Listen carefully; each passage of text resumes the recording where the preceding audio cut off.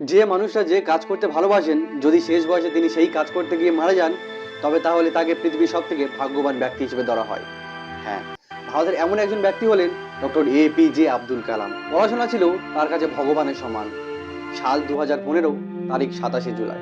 IIM শিলংয়ের ছাত্রদের সামনে বক্তৃতা দিতে দিতে সেখানেই মারা গেলেন আমাদের কালাম সাহেব। এবং মৃত্যুর শেষ সময়ে তিনি শিক্ষার আলো ছড়িয়ে দিয়ে গেলেন। নমস্কার, আমি সুব্রত। সাল 1931, 15 অক্টোবর, তামিলনাড়ুর রামেশ্বরমে কালাম সাহেবের জন্ম। বাবা জয়নাল উদ্দিন একটি নৌকার মালিক। তিনি রামেশ্বরম থেকে ধানুষকাটি পর্যন্ত তীর্থযাত্রীদের ফেরি পারাপার করতেন।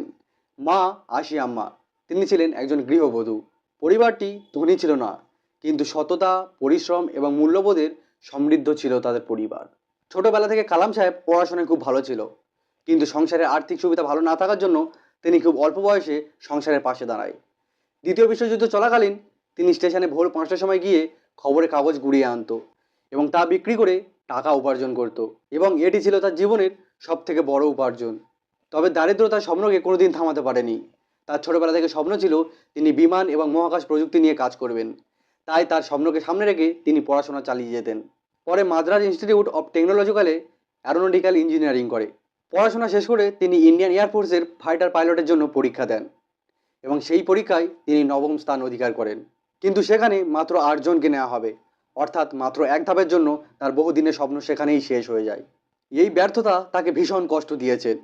সেই সময় তিনি উত্তরাখণ্ডের ঋষিকেশে যান শিবানন্দের সঙ্গে দেখা করতে। শিবানন্দ তাকে বোঝান জীবনের একটি ব্যর্থতা কখনো শেষ কথা নয়, নিজের প্রকৃত লক্ষ্য খুঁজে এগিয়ে যেতে হয়। এবং এই কথাগুলো কালাম সাহেবের জীবনের মোড় ঘুরিয়ে দেয়। এরপর তিনি 1958 সালে প্রতিরক্ষা মন্ত্রণালয়ের প্রযুক্তির দপ্তরে বিজ্ঞানী হিসেবে যোগ দেয় এবং DRDOর অংশ হিসেবে পরিচিত পায়। সেখানে তিনি একটি পরীক্ষামূলক হেডারক্রাফট তৈরির কাজে অংশ নেন। যদিও সেই কাজ তাকে সন্তুষ্টি দিতে পারছিল না, তবু তিনি নিরলসভাবে সেই কাজ করে যেতে থাকেন। পরে 1969 সালে তিনি ইসরোতে যোগ দেন এবং সেখান থেকে শুরু হয় তার জীবনের সবচেয়ে বড় অধ্যায়। তিনি ভারতের প্রথম স্যাটেলাইট উৎক্ষেপণ যান SLV-3 এর নেতৃত্ব দেন। 1980 সালে এই রকেটকে সফলভাবে রোহিণী উপগ্রহে পাঠানো হয় এবং এই সাফল্যের পর ভারতীয় মহাকাশে একটি নতুন যুগে প্রবেশ করে।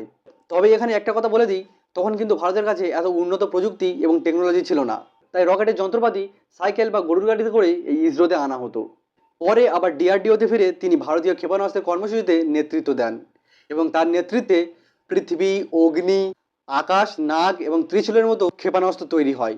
এই অসামান্য অবদানের জন্য তাকে মিসাইল ম্যান অব ইন্ডিয়া নামে পরিচিতি দেওয়া হয়। বিজ্ঞানী হিসেবে তার সততা, অবদান এবং জনগণের জনপ্রিয়তার জন্য 2002 সালে বিভিন্ন দলের সমর্থনে এসে ভারতের 11তম রাষ্ট্রপতি হিসেবে নির্বাচিত হন। কিন্তু রাষ্ট্রপতি হওয়ার পরেও তিনি নিজেকে একটি সাধারণ মানুষ হিসেবে দেখতেন এবং ছাত্রছাত্রীদের সঙ্গে খুব বেশি সময় কাটাতেন। তাদের স্বপ্নকে বড় করে দেখার উৎসাহ দিতেন তিনি। অবশেষে 2015 সালের 27 জুলাই IIM শিলংয়ের ছাত্রছাত্রীদের সামনে স্টেজে বক্তৃতা দিতে সেখানেই মারা যান কালাম সাহেব। ডক্টর APJ আব্দুল কালামের জীবনী আমাদের এটা শেখায় যে দারিদ্রতা কোনো বাধা নয়, ব্যর্থতা জীবনের শেষ কথা নয়। যদি লক্ষ্য পরিষ্কার থাকে এবং পরিশ্রমের প্রতি বিশ্বাস থাকে তাহলে যে কোনো স্বপ্নকে খুব সহজেই পূরণ করা যায়, যেটা আমাদের কালাম স্যার করে দেখিয়েছেন। তো এই ছিল আজকের ভিডিওটা কেমন লেগেছে অবশ্যই কমেন্টে জানাবেন। ভালো লাগলে লাইক এবং শেয়ার করে দেবেন এবং চ্যানেল নতুন হলে অবশ্যই সাবস্ক্রাইব করে নেবেন। দেখা হচ্ছে পরবর্তী কোনো ভিডিওতে।